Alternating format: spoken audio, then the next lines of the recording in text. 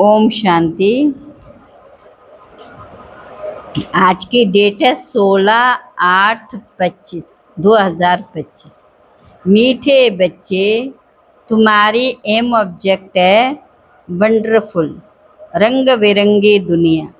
रंग बिरंगी दुनिया, स्वर्ग का मालिक बनना। तो सदा इसी खुशी में हर्षित रहो, मुरझाया हुआ नहीं। प्रश्न: तकदीरवान बच्चों को कौन सा उमंग सदा बना रहेगा? बालिका, हमें बेहद का बाप नई दुनिया का प्रिंस बनाने के लिए पढ़ा रहे हैं। तुम इसी उमंग से सबको समझा सकते हो कि इस लड़ाई में स्वर्ग समाया हुआ है। इस लड़ाई के बाद स्वर्ग के द्वार खुलने हैं। इसी खुशी में रहना है और खुशी खुशी से दूसरों को भी समझाना है। गीत है दुनिया रंग बिरंगे बाबा, रंगीली बाबा। ओम शांति। ये किन्होंने कहा बाबा को कि दुनिया रंग बिरंगी है? अब इनका अर्थ दूसरा कोई समझ ना सके, बाप ने समझाया। ये खेल रंग रंगीला है। कोई भी बाइस्कोप आदि होता तो बहुत रंग बिरंगी सीन सिनरियाँ आदि होती है ना। तुम्हारे में भी नंबरवार पुरुषार्थ अनुसार सारे विश्व के आदि मध्यंत का ज्ञान है। तुम समझते हो स्वर्ग कितना रंग बिरंगा है, खूबसूरत है। स्वर्ग क्या है? खूबसूरत। जहाँ हीरे जवाहरों के महल होते, तुम एक सेकंड में वंडरफुल वैकुंठ में चले जाते हो।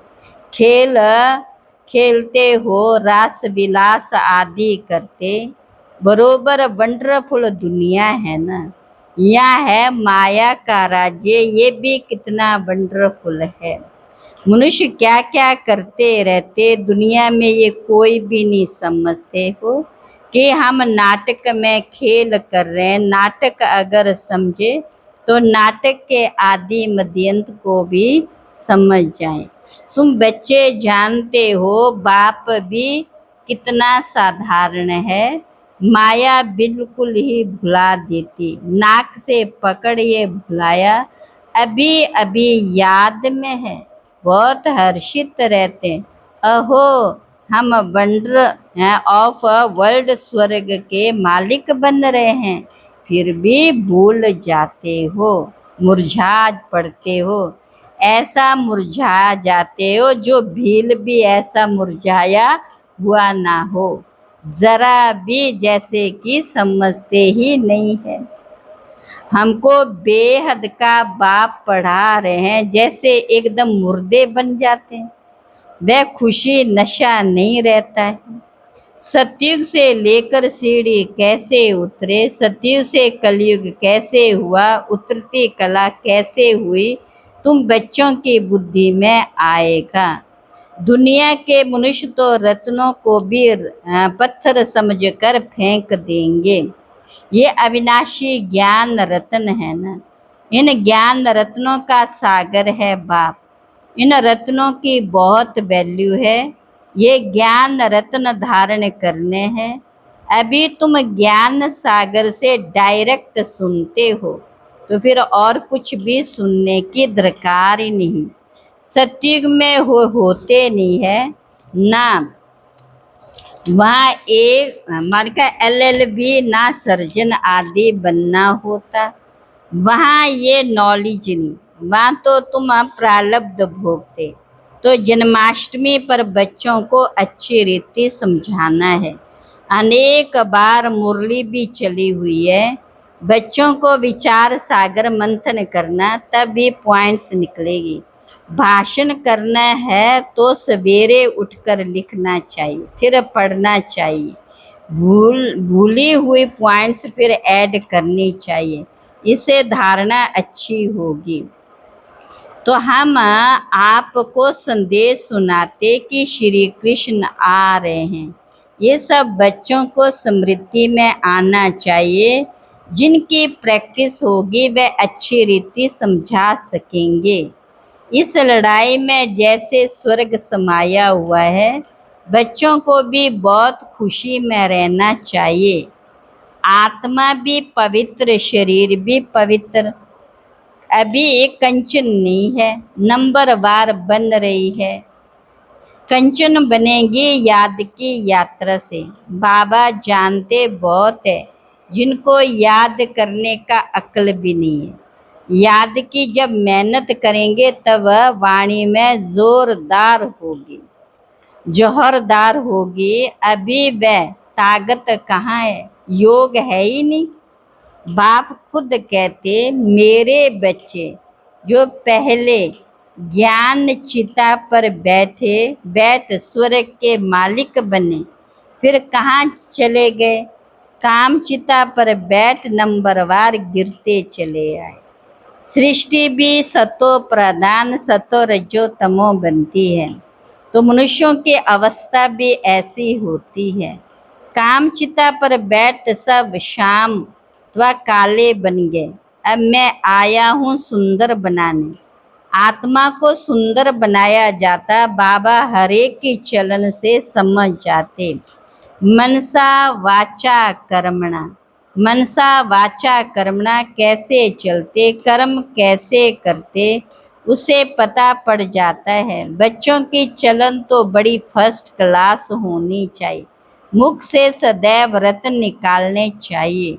श्री कृष्ण जयंती पर समझाने का बहुत अच्छा श्याम और सुंदर की टॉपिक है। बाप तो कहते हैं ये ज्ञान सब धर्म वालों के लिए, उन्हों को भी कहना। बाप कहते मुझे याद करो तो तुम्हारे जन्म जन्मांतर के पाप कट जाएंगे। पवित्र बनना है, किसको भी तुम राखी बांध सकते, यूरोपियन को भी बांध सकते, कोई भी हो उनको कहना भगवानो वाची। जरूर कोई तन से कहेंगे ना, कहते माम एकम याद करो, देह के सब धर्म छोड़ अपने को आत्मा समझो। बाबा कितना समझाते फिर भी नहीं समझते, तो बाप समझ जाते इनकी तकदीर में नहीं।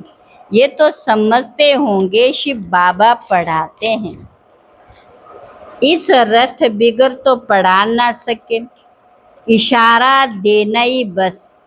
कोई कोई बच्चों को समझाने की प्रैक्टिस अच्छी है, बाबा मम्मा के लिए तो समझते हो ये ऊंच पद पाने वाले हैं। मम्मा भी सर्विस करती थी ना, इन बातों को भी समझाना होता। माया के भी अनेक प्रकार के रूप होते हैं।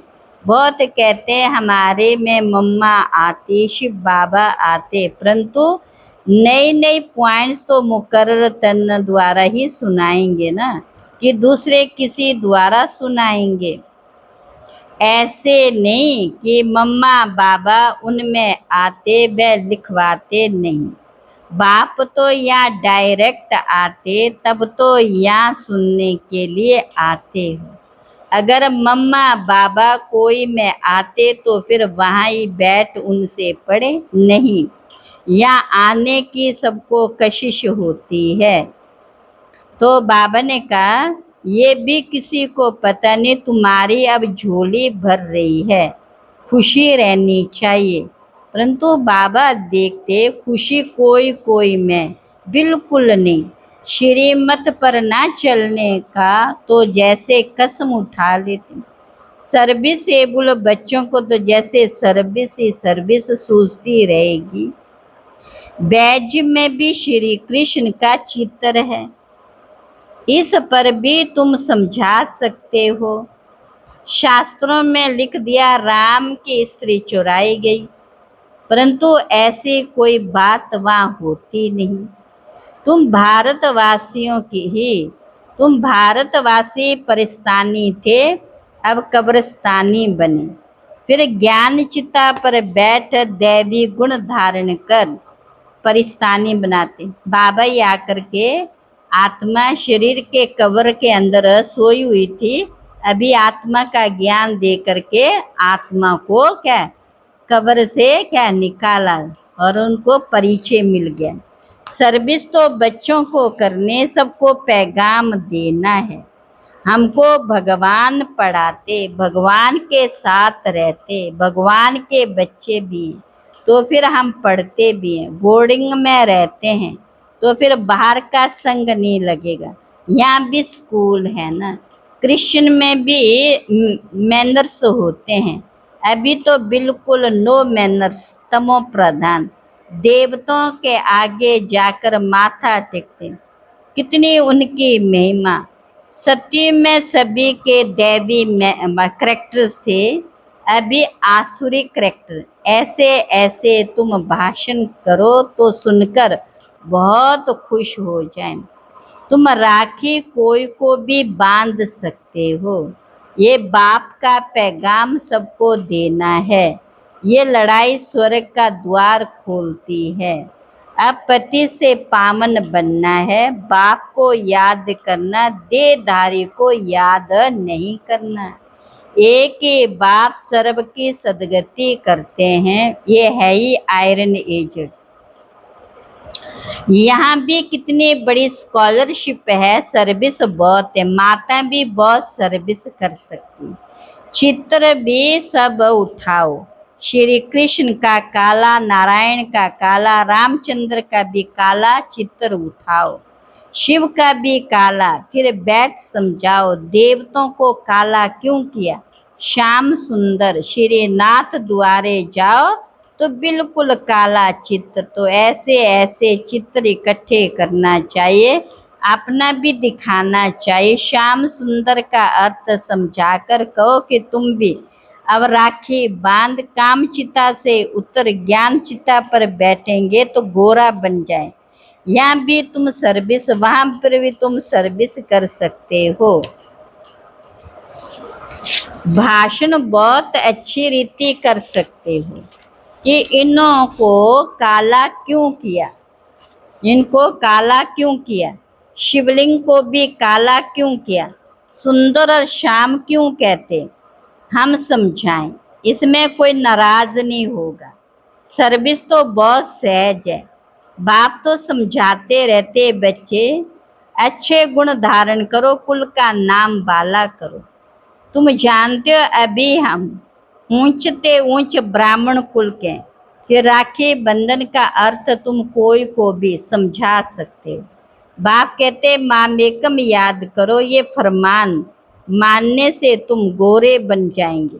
बहुत युक्तियां हैं, कोई भी नाराज नहीं होगा। कोई भी मनुष्य मात्र किसकी सदगति कर नहीं सकते सिवाय एक के। भला राखी बंधन का दिन ना हो, कभी भी राखी बांध सकते हो। ये तो अर्थ समझना है। राखी जब चाहे तब बांधी जा सकती है। तुम्हारा धंधा ये है, बोलो बाप के साथ प्रतिज्ञा करो। बाप कहते मामेकम याद करो, पवित्र बन जाए।